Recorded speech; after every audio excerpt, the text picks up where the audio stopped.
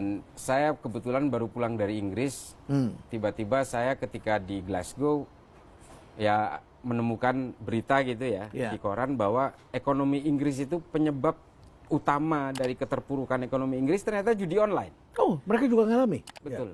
Kira-kira beberapa bulan yang lalu. Kurang lebih sekitar 26 triliun nilai ekonomi mereka yang anjlok gara-gara ini. Teralokasikan dana belanja masyarakat itu ke judi online. Padahal mereka lagi resesi beberapa lama terakhir ini. Salah satu penyebabnya itu menurut berita itu. Oh, Di Glasgow yang saya baca. Kemudian ada 53 upah tenaga kerja yang seharusnya berputar di dalam masyarakat itu ternyata teralokasikan ke sini, kesedot ke sini semua.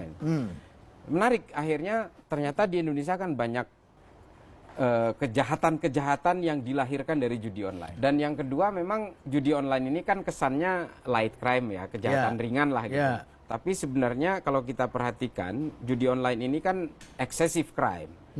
Setelah itu dia melahirkan kejahatan-kejahatan berikutnya gitu. Ada suaminya dibunuh istrinya, polisi ngebakar suaminya. Ada polisi bunuh diri, ada tentara juga ngebunuh orang. Banyak lah macam-macam. Jadi dampaknya besar. Dampaknya sangat besar. Akhirnya saya sangat concern terhadap judi online ini dan sempat berharap sangat positif ketika Budi Ari waktu itu bercerita bahwa ini bandarnya ada 5 bandar besar. Penegak hukum tahu kok gitu. Terus ditanya kan, kenapa nggak ditangkap kalau memang sudah tahu gitu.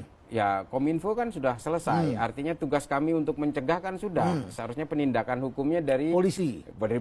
Jadi dia tunjuk polisi. Betul. Seakan-akan polisi tidak mau bergerak. Nah itu dia. Tudingan masyarakat kan akhirnya tertimpa kepada polisi waktu itu. Jadi mata tombak masyarakat seolah-olah polisinya mandul, apa hengki-pengki antara bandar dengan polisi ini terjadi segala macam. Tapi ternyata menariknya Prof, ketika salah satu astacitanya Prabowo waktu itu judi online ini menjadi salah satu titik fokusnya. Sehingga kemudian Polri bergerak. Saya memang sempat berpikir jangan-jangan polisi memang bagian dari 404 itu. Sakongsa ini 303. Ya mungkin ada beberapa oknum lah, mungkin ya.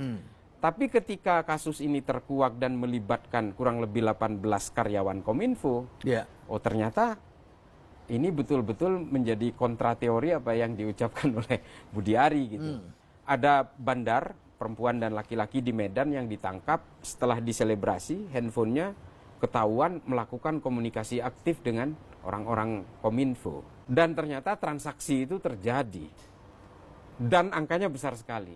Dan kemudian dirunut oleh pemolisian kita, oleh Polri, mulailah ditangkap itu. Ada salah satu posko di Galaksi Bekasi itu yang ternyata dia menjadi Kominfo dalam Kominfo dengan diskresi yang luar biasa.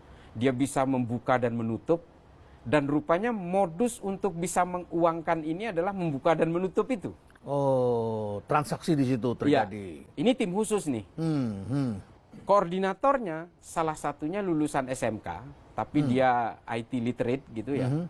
Dia pernah ikut tes untuk masuk ke Kominfo, nggak lulus. Oh, gagal. Untuk masuk sana. Ya. Tapi kemudian direkrut lewat jalur khusus dan langsung menjadi jalur khusus sebagai staf ahli menteri. Dan langsung diberi tugas untuk masih mengomandani muda. pasukan. Usia ini. Masih muda. Namanya Diki Swanto. Nah, inilah yang mengoperate semua ini, dan setoran-setoran itu dari bandar itu ada yang mengkoordinir, lalu kemudian dibagi di situ, diserahkan ke beberapa orang di atasnya, lalu ada juga yang kemudian menyalurkan itu ke yang atasnya lagi dan seterusnya. Artinya ini terstruktur nih. Nah, ini yang kemudian menariknya adalah ternyata perputaran uangnya tidak sederhana. Dan tidak sedikit. Dalam tempo dari 1 bulan Oktober kemarin saja sampai ke penangkapan yang baru lalu itu ratusan miliar. Ketika ditangkap misalnya salah satu tersangka itu ratusan miliar itu yang OTT, liquid cash. Ya, berarti sudah ada yang pernah distorkan atau dialihkan begitu. Belum barang-barang mewah yang disita, misalnya ada Richard Mille, ada Audi Mars PJ, ada mobil mewah, ada rumah 8 unit, itu kan disita semua. Belum nilai itu. Nilai liquid cash yang disita itu 73 miliar kurang lebih. Belum yang sudah mengendap di rekening-rekening. Kemarin kan terakhir istri salah satu DPO, kan masih ada satu DPO nih Prof. Namanya Agus lah. Inisialnya A, biar saya buka. Ya. Polisi belum buka, tapi saya tahu itu Agus. Itu Agus. Itu nama benar Agus. Ya. Dan istrinya sudah dijadikan tersangka karena dia menjadi bagian dari TPPU itu, money laundering itu. Artinya menampung uangnya. Menampung uangnya. Itu di Jakarta atau di Bekasi atau di Jakarta, 2,3 miliar yang ada di rekeningnya itu. Ya artinya ini sebenarnya adalah pegawai-pegawai ASN biasa yang kemudian dia kebanjiran uang itu. Jadi istrinya Agus sudah dijadikan tersangka, sudah ditangkap artinya? Sudah ditangkap. Tapi Agusnya kabur ini? Masih DPO. Tidak bertanggung jawab itu? Yang DPO yang 2 kemarin di Malaysia itu ditangkap oleh polisi dan dia berjanji saya akan bongkar semuanya Pak. Itu yang malam hari dijemput di bandara itu? NM dan DM itu. Itu orang Indonesia atau orang asing? Orang Indonesia. Orang Indonesia? Orang Indonesia.